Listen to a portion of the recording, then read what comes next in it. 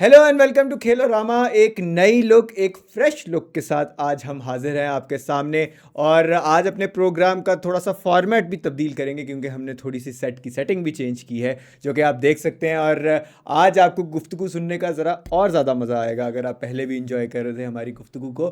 तो आज हम बात करेंगे प्री मैच और पोस्ट मैच एनालिसिस की एक ही वीडियो में। एक कॉम्प्रिहेंसिव कॉम्पैक्ट गुफ्तगू करेंगे आपके साथ आज, ताकि आप एक ही गो में हमारी सारी बातें जो है वो सुन सकें, एंजॉय कर सकें। और अगर आपने हमें कुछ सुनाना है तो वो भी एक ही दफ़ा सुना सकें, आपको दोबारा ना आना पड़े। ठीक है जी, चले जी, स्टार्ट करते हैं आज की वीडियो। और आज की वीडियो में इब्ने हनीफ साहब हमारे साथ एज़ यूजुअल मौजूद हैं। और अब हम रूबरू एक दूसरे के आमने सामने आ चुके हैं और आज गुफ्तगू करने का मज़ा भी ज़्यादा आएगा।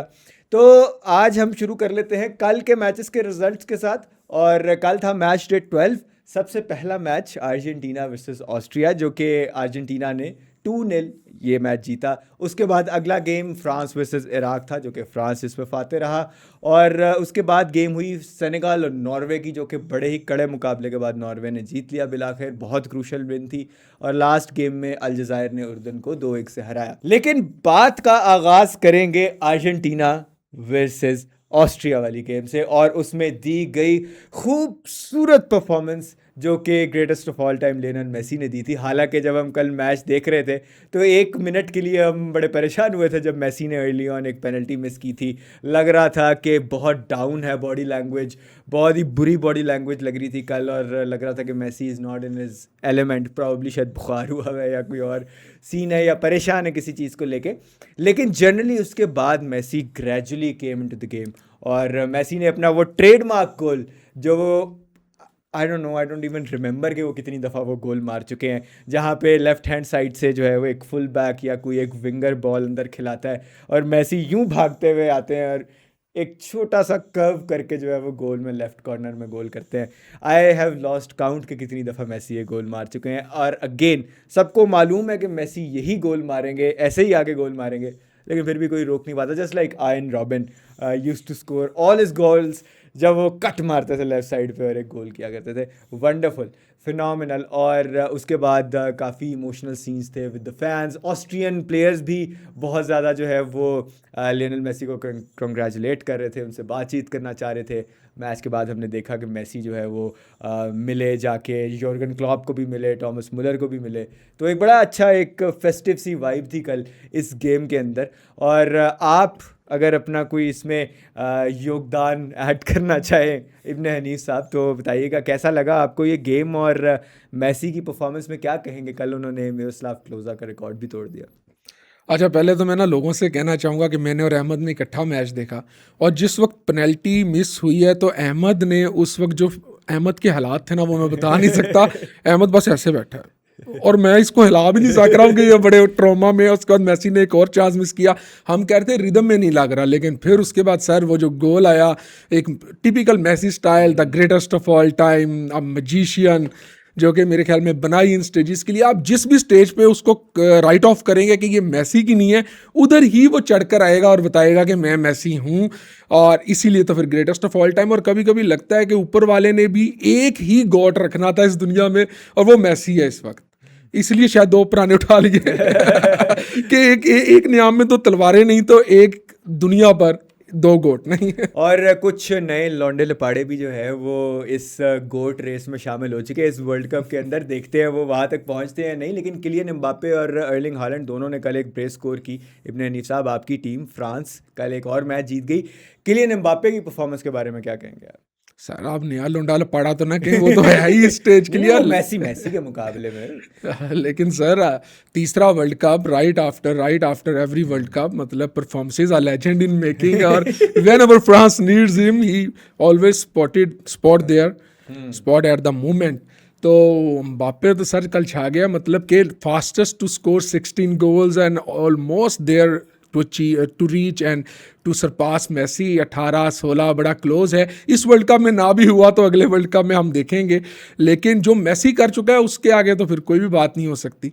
लेकिन जो एम्बापे ने कल किया है, जिस तरह का पहला गोल और फिर और सबसे इम्पोर्टेंट बात जो कल हुई नज़र आई, वो फ्रांस की टीम में आई हमें, कि फ्रांस की टीम ने कल हमें हमेशा ईगोज़ के मसले, आपस में जो इनकी लड़ाइयाँ होती हैं वो नज़र नहीं आई। सेल्फलेस जो पास खिलाया है और डम्बेले ने एम्बापे को और गोल हुआ है वो बहुत अमेजिंग था। फिर अर्लिंग हालैंड ने तो बता दिया कि मैं हूँ ही इन स्टेजेस के लिए, जिस भी जगह पे आप डिमांड करेंगे मैं परफॉर्म करके दूंगा आपको। और Michael Olise, I mean Michael Olise is probably the most underrated player right now in the world cup, क्योंकि उसके इर्द गिर्द जो है वो किलियन एम्बापे खेल रहे हैं, उस्मान डेम्बेले खेल रहे हैं, इतनी स्टार स्टडेड फ्रेंच टीम खेल रही है।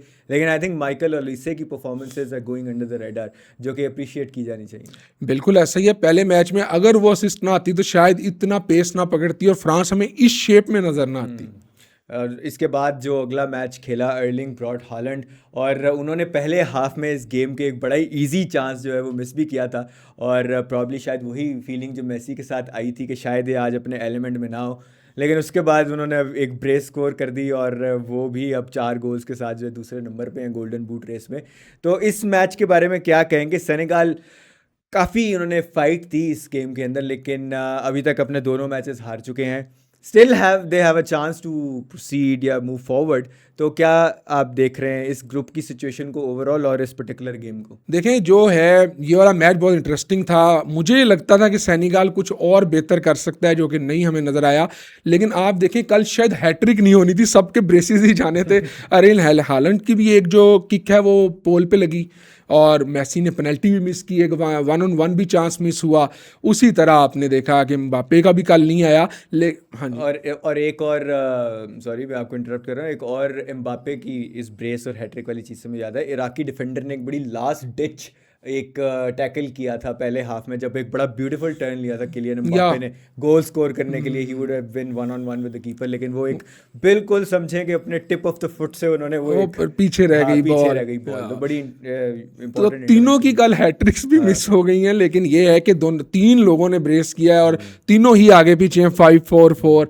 और लेकिन अमेजिंग, वर्ल्ड कप ने अपनी पूरी जादू जगा दिया सर इसमें, इस डे के बाद।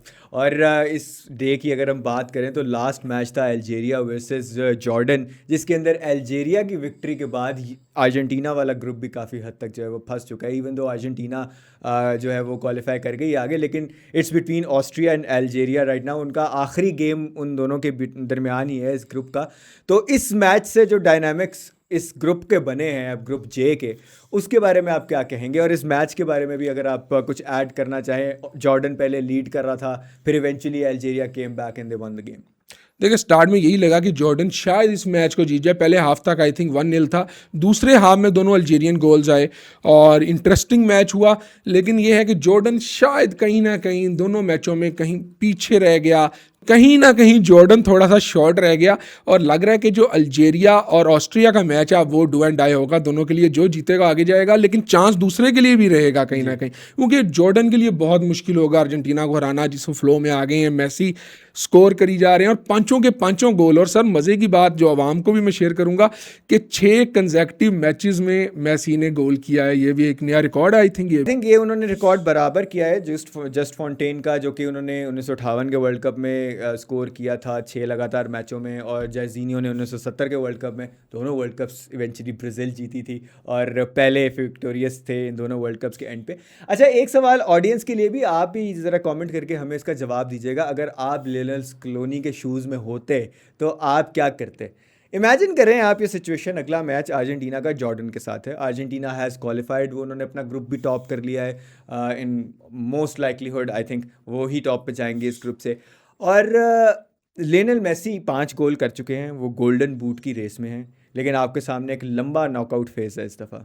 आप लियोनेल मेसी को इस मैच में खिलाएंगे, उन्हें रेस्ट करवाएंगे, या उन्हें खिलाएंगे तो कितनी देर खिलाएंगे? क्योंकि गिवन के अगर गोल्डन बूट रेस है तो ये मैच उनके लिए बहुत इंपॉर्टेंट हो सकता है, जिसमें शायद वो 2-3 गोल और कर सकते हैं और एक लीड ले सकते हैं अपने कंपेटिटर्स के ऊपर। लेकिन on the other hand side, अगर मेसी को इस मैच में खुदा न खास्ता कुछ होता है तो अर्जेंटीना के चांसेस डीप जाने के वो बहुत ज़्यादा डिस्टर्ब हो जाएंगे।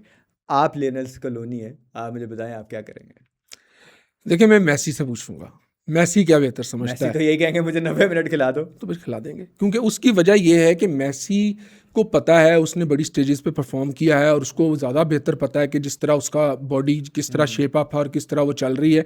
अगर तो वो कहेगा कि बिठा दो, मैं उसको मशवरा ज़रूर दे सकता हूँ, लेकिन हम मैसी को कह आप नहीं क्या सकते। मशवरा देंगे? मैं उसको यही मशवरा दूंगा कि देखें, अब गोल्डन बूट, गोल्डन ग्लव या जो भी, golden boot sorry, golden glove तो कीपर का होता है, अच्छा। या बैलन डोर, कुछ भी। अब ये वर्ल्ड कप चाहिए तुम्हें, दोबारा एक और वर्ल्ड कप जीत जाओ, वो बेहतर है। तुम्हें अब पर्सनल माइलस्टोन तो क्या ही अब तुमने अचीव और करने हैं। बेयरिंग इन माइंड ये probably one of the only individual honours हैं जो मेसी के पास नहीं है, by the way, world cup golden boot. तो ये अब देखना पड़ेगा। लेकिन एक चीज है कि बंदे ने हर चीज हाँ। अचीव कर लिया। अगर वो नहीं भी गोल्डन बूट जीतता तो डजंट मैटर, चल। वो मेसी ही रहेगा, वो ग्रेटेस्ट ऑफ ऑल टाइम ही रहेगा। Of course he will be Messi, लेकिन you know there are some records जो उन्होंने कल एक लंबी लाइन और एक लंबी तफसील तोड़ी है रिकॉर्ड्स की। तो खैर एनीवेज बहुत एक्साइटिंग मैच डे था। अब हम चलेंगे अगले मैच डे पे और लियोनेल मेसी के आर्च नेमेसिस की भी बात करेंगे, Cristiano Ronaldo again in action. Ibne Hanif साहब लास्ट टाइम बहुत ज़्यादा कंट्रोवर्सी में रहे हमारे खेलोरामा के प्लेटफॉर्म में after expressing his frustration on Cristiano Ronaldo's performance. क्या देख रहे हैं आप उज़्बेकिस्तान के अगेंस्ट पोर्चुगल और क्रिस्टियानो रोनाल्डो की परफॉर्मेंस को लेके? सर मैं तो यही कहूँगा कि इस वर्ल्ड कप में एक ही मिसिंग कार्ड रह गया है जिसने परफॉर्म नहीं किया, वो क्रिस्टियानो रोनाल्डो है। तो उसको बेस्ट विशेस भी हैं और यही कहूँगा कि आप परफॉर्म करें। सबसे इम्पोर्टेंट यही होगा कि किस तरह मार्टिनेज खिलाते हैं अपनी टीम को और किस तरह वो टीम जल होकर रोनाल्डो के साथ कूप अप करती है। सबसे इम्पोर्टेंट चीज़ ये है। और रोनाल्डो को बेस्ट ऑफ लक है कि करें परफॉर्म, क्योंकि उन्होंने पहले भी किया है और ये स्टेज उन्हीं की है। अब वही एक कार्ड है जिनके लिए अफसोस होगा कि अगर वो नहीं कर पाते अपने आखिरी वर्ल्ड कप में 2030 का खेलेंगे। आई मीन अगर if it's up to Ronaldo तो आई थिंक वो तो खेलेंगे, लेकिन I think they will have to see कि रोनाल्डो किस सिचुएशन में है फिटनेस वाइज। और आई थिंक एक और चीज़ जो बहुत इंपॉर्टेंट होगी रोनाल्डो के लिए वो ये उनकी टीममेट्स की सपोर्ट।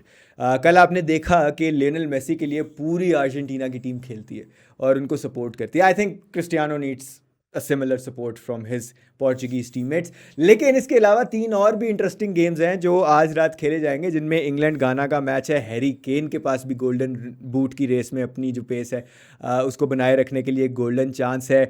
उसके अलावा क्रोएशिया अपना मैच खेलेगी पैनामा के अगेंस्ट और DR कॉन्गो और कोलंबिया भी आमने सामने होंगी। इन तीनों मैचेस को आप किस तरह से देखेंगे और क्या स्टैंड आउट आपके लिए इन तीनों मैचेस में आपको नज़र आ रहा है?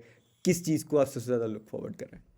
देखिए, इंग्लैंड की पूरी टीम किस तरह पेसअप और करती है। लास्ट मैच उन्होंने बहुत आउटस्टैंडिंग खेला है और गोल्स भी आए हैं। हैरी केन भी इस रेस में एक और सुपरस्टार। आज तो 2 सुपरस्टार्स हम दोबारा चाहेंगे। कल 3 का दिन था, आज भी कोई 3 का हो जाए। मॉडरिच भी कुछ आउट ऑफ द बॉक्स जाके कुछ कर जाए, हैरी केन भी करें और रोनाल्डो के लिए तो दुआएं हैं कि करें। और हम चाहते हैं देखना ताकि यहाँ पे डिबेट हो दोबारा से, लोग दोबारा से कहें रोनाल्डो मेसी। बेशक ये डिबेट अब पुरानी हो गई लेकिन होनी चाहिए ये। कल 3 मैचेस में 3 बड़े सितारे खेल रहे थे, आज 4 मैचेस में 4 बड़े सितारे हैं। आखिरी मैच में खामिस रोड्रिगेज भी इन एक्शन है। तो लेट्स सी। मैं सबसे ज़्यादा I am looking forward to Colombia वाला game because in other South American team. और आई थिंक अर्जेंटीना के अलावा they are looking the most promising so far. Brazil ने हेटी के अगेंस्ट अच्छा कमबैक किया है after the first game against Morocco. लेकिन लेट्स सी कि क्या होता है इन गेम्स के अंदर। और अगर मैं आपसे जाते जाते पूछूं कि आप किसको देख रहे हैं इन 4 मैचेस में जीतता हुआ, तो आप क्या कहेंगे? सब पुर्तगाल कॉम्प्रिहेंसिवली जीतेगा। Ronaldo will shine today, I hope. और इंग्लैंड जीतेगा, क्रोएशिया जीतेगा और कोलंबिया जीतेगा और ये सब कॉम्प्रिहेंसिवली आज जीतेंगे। और मेरा भी यही ख्याल है। आई थिंक यही प्रेडिक्शन रहेगी। अपसेट का चांस अगर कहीं है तो वो मुझे लग रहा है कि शायद कोलंबिया के मैच में हो सकता है। लेकिन बाकी तीनों टीम्स जो है वो बहुत इजीली अपने मैचेस जीतेंगी। वैसे तो कोलंबिया भी आई थिंक इजीली जीत जाएगी, लेकिन अगर कहीं कोई चांस रह सके, क्योंकि खासतौर पे लास्ट गेम में DR Congo played very well और बहुत ब्रेवली खेले थे वो अगेंस्ट पोर्चुगीज टीम। तो लेट्स सी। और आपने थोड़ी सी कंजूसी कर ली, रोनाल्डो पे कुछ नहीं बोले। नहीं, रोनाल्डो के बारे में मैंने कहा कि आई थिंक ज़रूरत इस बात की है कि पोर्चुगीज़ टीम जो है उनकी जो मिडफील्ड है, उनके टीम मेंबर्स हैं, दे प्ले फॉर हिम। क्योंकि देखिए Messi is very similar to Ronaldo. He doesn't do a lot of work. वो नहीं भागते, वो नहीं डिफेंसिव वर्क में हिस्सा लेते, वो नहीं कोई और वो जान मारते जैसी वो अपनी जवानी के दिनों में मारा करते थे। लेकिन I think he has earned that right to not do so, and I Yeah. Think similarly Cristiano has also earned that right to do so. Cristiano की प्रोफाइल थोड़ी डिफरेंट है क्योंकि Cristiano is the finisher. I think अगर Portuguese team wants to get the best out of Ronaldo, they have to start looking at him like Norway does with Erling Haaland, क्योंकि Erling Haaland भी box में रहते हैं और उनका box में ही काम है, वहीं पे वो परफॉर्मेंस देते हैं, वहीं पे वो बेस्ट परफॉर्म करते हैं। आप क्रिस्टियानो से एक्सपेक्ट ना करें कि क्रिस्टियानो आपको पीछे से जो है वो पासेस अनलॉक करके देंगे। आप उसको बॉल्स खिलाएं, 10 में से 5-6 चांसेस ही विल फिनिश। तो आई थिंक ज़रूरत इस बात की है कि पोर्चुगीज़ मिडफील्ड खासतौर पे जॉ नेवेस और जो विटीनिया है, मुझे कहीं ना कहीं लगा कि they were slightly arrogant in that game against DR Congo, क्योंकि पीएसजी के साथ चैंपियंस लीग जीत के आ रहे हैं तो ज़रा ज़्यादा हवाओं में है इस टाइम। सो लेट्स सी क्या होता है, और उम्मीद करते हैं आपको हमारा आज का शो पसंद आया होगा और हमारा नया सेट, नई बत्तियां, नए जो है वो अरेंजमेंट्स आपको अच्छे लगे होंगे। हमें कमेंट्स करके ज़रूर बताएं आपका क्या ख्याल है हमारी बातचीत के बारे में, हमारे सेट के बारे में। आपसे मुलाकात होगी अगली वीडियो में, तब तक के लिए आप अपना बहुत सारा ख्याल रखिए। और क्रिस्टियानो वर्सेस मेसी क्या इस वर्ल्ड कप में हमें देखने को मिलेगा, ये भी हमें कमेंट्स में ज़रूर बताइएगा। अल्लाह हाफिज़।